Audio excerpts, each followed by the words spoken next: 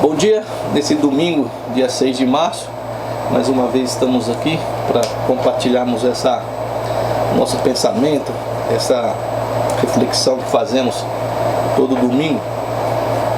Uma grande pergunta do ser humano seria o porquê. Nós temos lá em Jó, Jó perguntando lá, talvez quase mais de 12 vezes, por quê? Por quê? E Deus não respondia a Jó o porquê das coisas. Existe um filme que eu gosto muito, As Férias da Minha Vida, em que a moça ela vai fazer um exame e ela sem saber, o exame dela é trocado e o médico fala que ela tinha um tempo só de vida. E ela pega então todas as suas economias e vai viajar. Mas antes disso ela está no coral da igreja e enquanto o coral canta, ela está questionando a Deus, né? E ela começa a pensar, né, em inglês, why, por quê, por quê?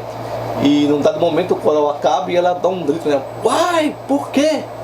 Né? Por que que ela ia morrer, que ela era jovem ainda, ia se casar. Então ela pega o dinheiro que ela tinha na economia e viaja para a Áustria, se eu não me engano. E aí acontece uma série de fatores e depois se descobre que havia sido trocado o exame dela, né? Que daquele exame que ela tinha não era uma outra pessoa, infelizmente estava doente. E a grande pergunta hoje, algumas pessoas me perguntando, o porquê. Por que que Deus não intervém nessa guerra? Por que é verdade que essa guerra da União Soviética, da Rússia, no caso com a Ucrânia, ela está mais aí à flor da pele aí, porque ela envolve na verdade todo o Ocidente, né? Não só a Europa, como também as Américas, o mundo todo na verdade, os Estados Unidos, nós também no Brasil também, se perdurar isso aí, e se nós já comentamos, se a OTAN entra também, todo mundo vai sofrer o dano de uma loucura de um homem. Mas ainda ocorre, eu já disse na última vez, que ocorre guerras no Oriente, na Síria mesmo, na África, e não é assim tão espalhafatoso como está sendo essa da Ucrânia, porque ela não envolve todo mundo, na verdade, envolve lá alguns setores, alguns poucos países ali, tanto no Oriente como também no Oriente Médio, como também na África. E nesses problemas ali existe, não afeta o mundo inteiro, mas uma guerra dessa afeta o mundo todo, principalmente se a OTAN e os americanos entrarem nessa guerra. E algumas pessoas dizem que Deus é mau, né? Que Deus é esse? E eu já falei várias vezes que eu não creio nesse Deus do pensamento de que ele é aquele grande relojoeiro, onde se dá a corda e solta o ser humano. Mas as pessoas questionam, onde é que dá Deus que permite uma coisa dessa? E esse questionamento não é de agora, não é desses 10 dias. Esse questionamento ele vem desde a criação do homem, questionando o porquê das coisas ruins acontecerem sem uma intervenção de Deus. Nós temos uma situação interessante, porque aqui no texto de Jeremias, no capítulo 17, no verso 9, diz assim: enganoso é o coração, mais do que todas as coisas, e desesperadamente corrupto. Quem o conhecerá? Quem vai conhecer a questão do coração? E no texto de Jesus, no capítulo 15 de Mateus, ele vai falar sobre ele é atacado pelos escribas, pelos fariseus, né? Porque ter feito alguns milagres. E depois ele vai falar para os seus discípulos que o que entra pela boca não é o que contamina, porque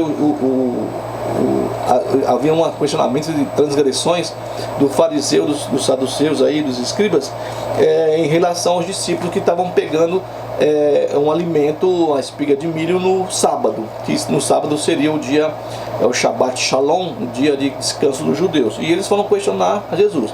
Aí Jesus depois fala para os seus discípulos o seguinte, que o que entra pela boca, o que contamina na verdade o homem, não é o que entra, mas aquilo que sai do interior dele, do coração, né? E aí ele vai falar aqui no versículo 18 e 19, o 18 diz assim: mas o que sai da boca vem do coração, e isso é que o que contamina o homem. E o 19 diz assim, ó, porque do coração procedem maus desígnios, maus planos, né? Homicídios, adultérios, prostituição, furtos, né? Falsos testemunhos, blasfêmias, e aí vai, dentro do contexto do Jeremias, é uma questão corrupta e vai cada vez mais piorando, né? Então, pelo que eu entendo, quando a gente olha os textos bíblicos, e quando você pega também a mesma filosofia, mesmo os textos filosóficos, que o problema todinho não são os deuses, nem no nosso caso Deus, né? o Deus único, mas sim o homem. O homem, ele é mau, ele já nasce com esse fermento de mal no coração. Nós já discutimos algumas vezes essa questão de nós mesmos decidirmos o caminho que nós devemos andar, e qualquer caminho que nós caminhemos nele, nós temos consequências, ou consequências ruins ou consequências boas, depende da opção que você tomar.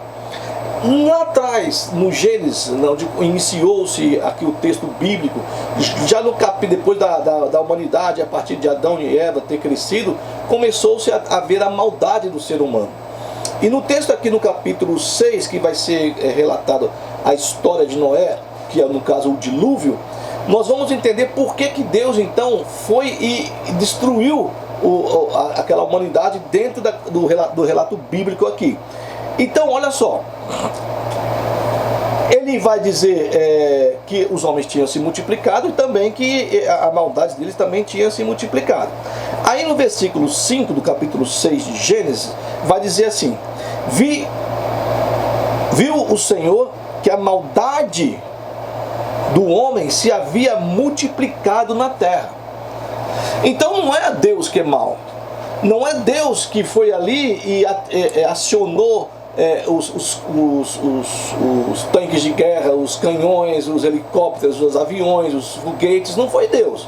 Assim como também não foi Deus também que acionou também a Primeira Guerra Mundial, a Segunda Guerra Mundial, a Guerra dos Boeres da Inglaterra lá na África do Sul, a revolta dos boxers na China contra os estrangeiros, na Guerra da Coreia, e aí que foi ele que levantou Gengis Khan, ou Alexandre Magno, ou Hitler. Não foi o próprio homem. Foi a circunstância do coração do homem que faz com que um homem se levante e outras pessoas o sigam, e começa a barbárie.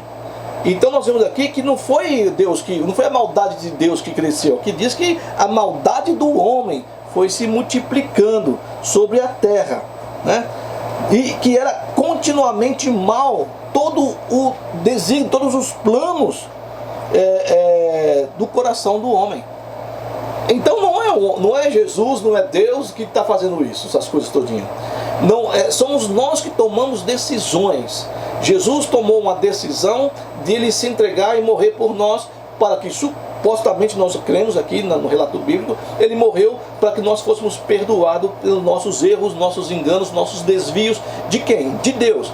Eu entendo muito bem essa situação, rememorando aqui mesmo no início do Gênesis, quando há esse afastamento de Deus em relação ao primeiro casal, Adão e Eva. E depois eu creio que depois dessa ruptura que houve, essa separação, da expulsão da presença de Deus, deles, da presença de Deus, de Adão e Eva, Jesus faz essa religação, porque diz a religião, religare, né? Faz religar novamente, a religação aqui entre esse afastamento que houve, e agora ele vem aqui no meio e ele une novamente o homem a esse Deus. Quando o homem deseja, aí é uma questão, volto a dizer, é uma questão de opção, né? de caminho que o homem deve tomar aquilo que ele acha melhor para ele. Então nós vemos essa situação. Então não é Deus, são os homens. Os homens que tomam as decisões, né? E tem os seus seguidores também, que vão seguir sem ele questionar o que o homem está fazendo, aquele que é o líder, aquele que comanda. No discurso da servidão voluntária do La Boete, que ele escreve já, um jovem entre 16 e 20 anos, um texto maravilhoso, ele vai dizer sobre essa questão dessa servidão voluntária, de você servir ao outro porque você quer, sem questionar, sem analisar, sem estudar o que está sendo colocado diante de você, né? O segmento que tinha dos reis antigamente, no regime absolutista, dos segmentos de hoje, nós podemos falar no nosso meio, no caso, de pastores que pregam coisas erradas, e as pessoas estão seguindo. Segue um dirigente maluco aí, aqui, segue um outro dirigente maluco lá, e aí vai indo. Mas não se pode colocar, Deus é culpado, Deus não está vendo, Deus não tem misericórdia, Deus não quer saber. Não, Deus quer saber sim. Mas ele olha para cá e ele vê essa situação aqui no versículo 5 do capítulo 6, de que o coração do homem, irmão, os planos, os modelos, os desígnios do coração do homem são maus. Tanto é que ele no versículo 6 diz que então se arrependeu o Senhor de ter feito o homem na terra. E isso lhe pesou no coração. Houve um arrependimento. A Bíblia fala que Deus, ele não é homem para que se arrependa. Então a tristeza no coração de Deus de ter criado o homem, e o homem então vem cada vez mais evoluindo para maldade cada vez mais, né? Ser mal, porque o coração é mal. Aí depois aqui embaixo ele vai falar algumas coisinhas aqui, falar de Noé.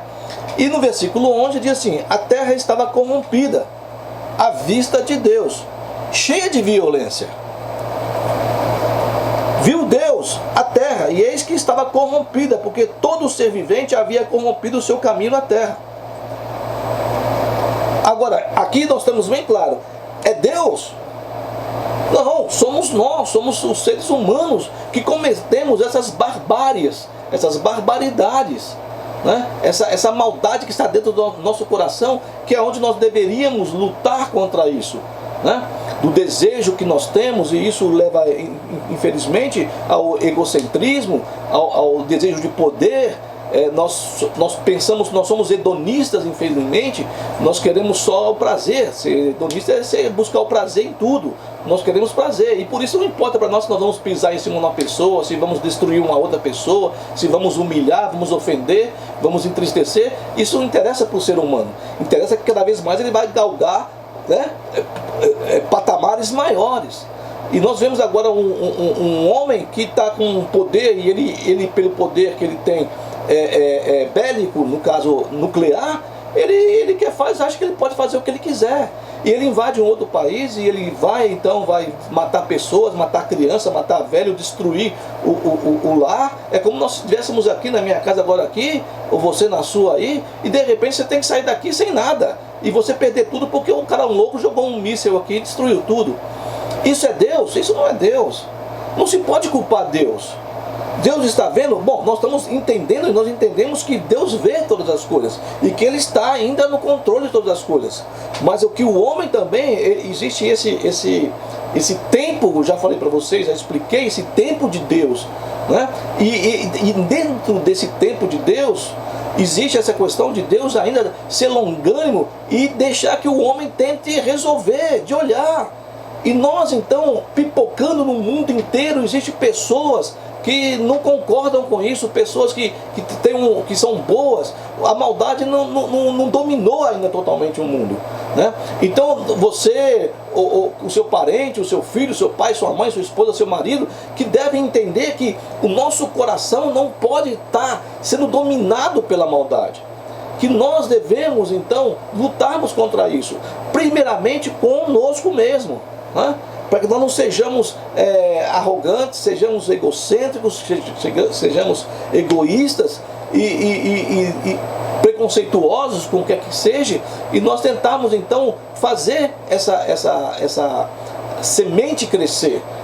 Nós temos aquela velha história que eu gosto de falar da estrela, que vinha uma pessoa e estava cheio de estrelas ali na areia, e ele pegava uma estrela e jogava no mar. Nós já comentamos sobre isso aqui algumas vezes, e alguém disse para ele assim: olha, você não vai conseguir salvar todas, mas tudo bem, mas pelo menos essa aqui eu consigo, né? Pelo menos isso, nós fazemos uma coisa, não ficamos dizendo que porque Deus, não, nós temos a participação, nós temos que fazer, pelo menos nós estamos orando, né? Pedindo que Deus levante a mão dele ali, e que Deus venha a impedir essa mortandade.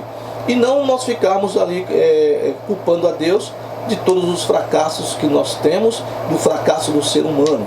Eu disse no começo que ali Jó vai reclamar, vai murmurar, ele vai dizer, perguntar várias vezes o porquê. E o problema também ali de Jó, porque as pessoas falam que Jó era o cara da paciência. Eu não acho que ele seja paciente, né? Jó, ele vai reclamar muito, vai murmurar muito. É só você ler o texto. E para mim o cara mais paciente biblicamente seria Moisés. E a partir então no capítulo 38 ao capítulo 42, aí você vai ver a resposta, né? O primeiro discurso de Deus, o segundo discurso de Deus para Jó, perguntando para ele, né, se ele sabia das coisas que aconteciam no universo, né? E o Jó depois vai dizer, olha, eu realmente não sabia, eu desconhecia isso, né? Além de desconhecer de todas essas coisas, Jó vai falar, eu também desconhecia quem era o Senhor, porque eu só ouvia falar do Senhor. Ou seja, né, eu só lia reportagens sobre o Senhor. Eu não conhecia o Senhor. E eu dizia que conhecia, mas eu não conhecia. Então essa situação de que ele chega assim, você sabe fazer isso, você sabe por que os relâmpagos fazem isso, você sabe por que da chuva, o que acontece, a terra, ele não sabia nada. Então nós não sabemos nada, mas uma coisa nós devemos saber, que nós somos maus, e que nós precisamos trabalhar com essa situação e não deixar que a maldade nos domine, e não deixar que o mal impere, e não deixarmos de ver o que é errado e nós não levantarmos a nossa voz contra aquilo que é errado, né? O pior cego é aquele que não quer ver, né? Nós vemos a coisa errada e não falamos nada. Então, nós temos, que nem Adão e Eva mesmo, no capítulo 3 da queda do ser humano, do relato bíblico eu estou falando, né?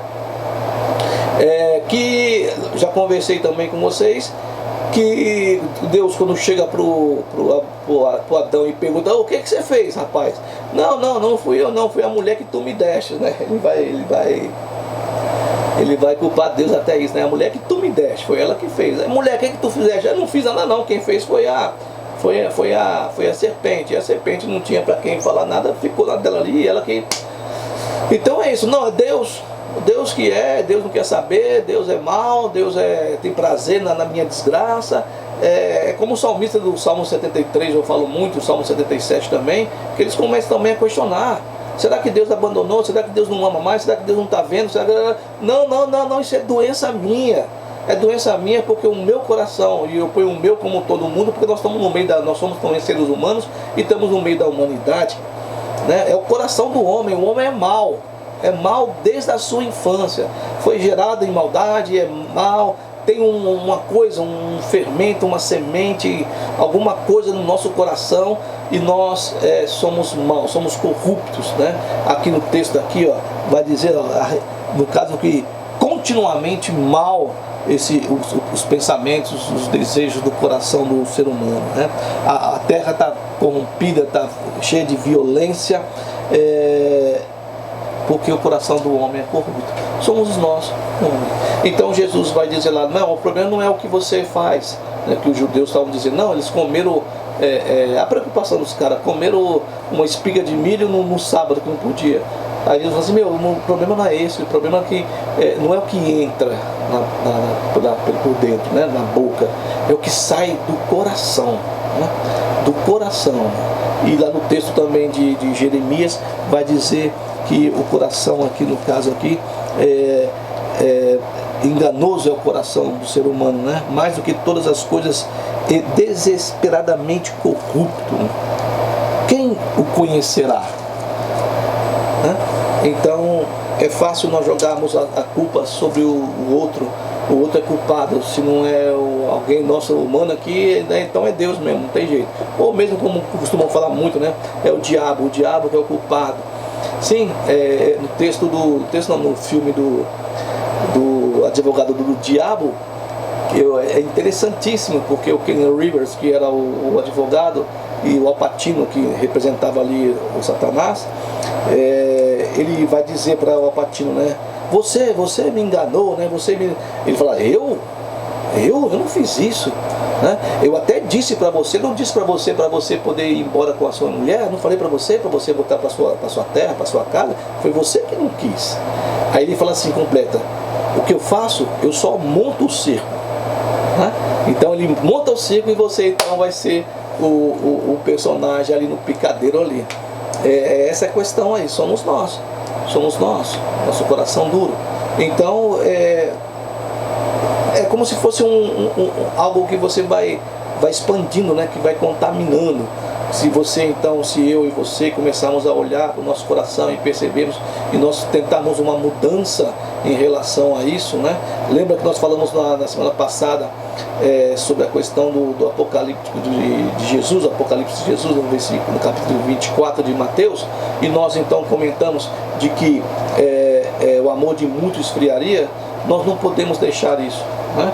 Não podemos deixar. Eu quando vi a questão da bombardeio da creche das crianças, quando eu vi aquele rapaz passando na hora, né, ao vivo, e o míssil passando por cima, explodindo o prédio, e eu vi as pessoas que estavam ali fora no chão, todas, algumas sanguentadas e mortas ali e tal, meu coração, eu clamei: Deus, malditos, são malditos, todos esses são malditos, o que fazem uma barbaridade dessa, com inocentes, com pessoas que não podem se defenderem. Explodiu um hospital, como foi, acho que anteontem, e matando não só os pacientes, como também médicos ali. São malditos. A nossa revolta é terrível, mas Jesus nos ensina que, não sei, a gente tem que aprender, né, a perdoar os nossos inimigos, né? Aqueles que fazem mal para nós, que falam mal de nós. Ontem eu vi rapidamente um programa no americano, e a moça policial branca, ela entra no apartamento do rapaz, que ela achava que era dela, porque ela mora no quarto, só que ela entrou no terceiro andar, e ela vê o rapaz, um rapaz negro, ela é loira policial, e mata o rapaz com 2 tiros, e vai para julgamento tal, e todo mundo largando a lenha, querendo esfolar ela, tal. Ela é condenada há pouco tempo, na verdade 2 anos também. Aí o pessoal ficou mais bravo ainda, a comunidade afrodescendente. E o irmão da vítima vai falar algo, e ele fala para ela assim na frente de todo mundo: eu te perdoo, eu não tenho raiva de você, eu espero que você encontre o seu caminho, que encontre a Deus, que encontre a Jesus. Eu particularmente não tenho ódio de você. E ele pede para a juíza para abraçar aquela mulher, e a juíza permite, e ele vai e abraça a mulher que matou o irmão dele, que era muito chegado a ele. Então isso aí, a gente tem condições? Tem. Eu achava que não, mas tem. Se Jesus falou que é assim, então acontece de nós podemos amar o nosso inimigo, né? Os ucranianos agora, um ódio terrível dos russos, né? E esse maluco aí com esse armamento todinho, e nós então temos que estar ali procurando da nossa maneira, trazendo o nosso coração, não uma corrupção, mas algo de bom para o próximo, espalhar isso, né?